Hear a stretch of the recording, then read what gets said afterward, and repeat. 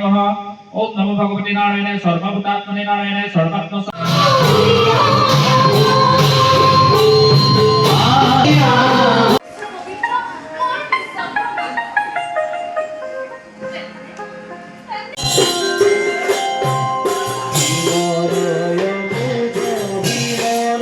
আমি কুৰাবাৰী সত্ৰ কলা সংস্কৃতি বিকাশ কেন্দ্ৰৰ তৰফৰ পৰা শাৰদীয় শুভেচ্ছা জ্ঞাপন কৰিলোঁ। কুৰাবাৰী সত্ৰ কলা সংস্কৃতি বিকাশ কেন্দ্ৰত প্ৰতি বছৰে ৰাস অনুষ্ঠিত হয়। এই বছৰ এই ৰাসৰ 28 বৰ্ষ পাৰ কৰিলে। আমাৰ এই ৰাস ভাগত স্থানীয় যুৱক যুৱতীৰ পৰা আৰম্ভ কৰি সকলো জাতি বৰ্ণৰ যুৱক যুৱতীয়ে অংশগ্ৰহণ কৰে।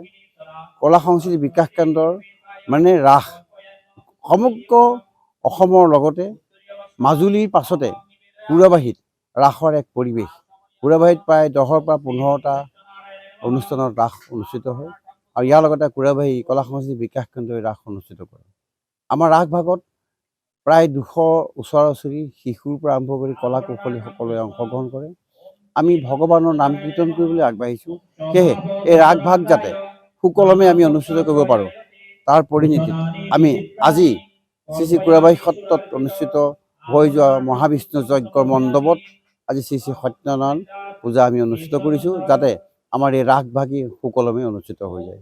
আৰু আপোনালোকক জনাবলৈ পাই আমি অতিকে আনন্দিত যে আমাৰ মঞ্চত অসমৰ এগৰাকী মোহময়ী অভিনেত্ৰী চলচ্চিত্ৰ জগতৰ অমৃতা গগৈ বাইদেৱে আহি আমাৰ এদিন ৰাসত ৰাধাৰ চৰিত্ৰত অভিনয় কৰিব 16 আৰু 17 নৱেম্বৰত। আমি তেখেতক আমন্ত্ৰণ কৰি আমাৰ অনুষ্ঠানটোৰ লগতে স্থানীয় সকলো যুৱক যুৱতী আইসকলকো যাতে তেখেতৰ লগত নৃত্য কৰি নিজে আপ্লুত হয় আৰু সহযোগ কৰি নিজে শিক্ষা লাভ কৰে। সেয়েহে তেখেতক আমন্ত্ৰণ কৰি আমি ৰাসভাগী অনুষ্ঠিত কৰিছোঁ।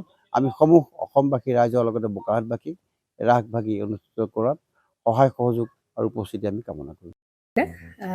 জুবিন গাৰ্গৰ গীতসমূহৰ ওপৰত আধাৰিত গানে কি আনে নামৰ এটা সুন্দৰ অনুষ্ঠান আপোনালোকৰ ওচৰলৈ আহি আছে অতি শীঘ্ৰে।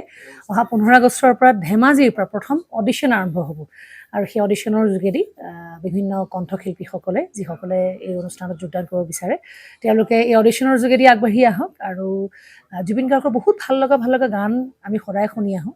আৰু আপোনালোকৰ যদি ভাল লগা গান থাকে জুবিন গাৰ্গৰ আপোনালোকে গাই ভাল পায় তেন্তে অডিশ্যনত যোগদান কৰক। মোৰ ফালৰ পৰা আন্তৰিক শুভকামনা থাকিল এই সম্পূৰ্ণ অনুষ্ঠানটোলৈ।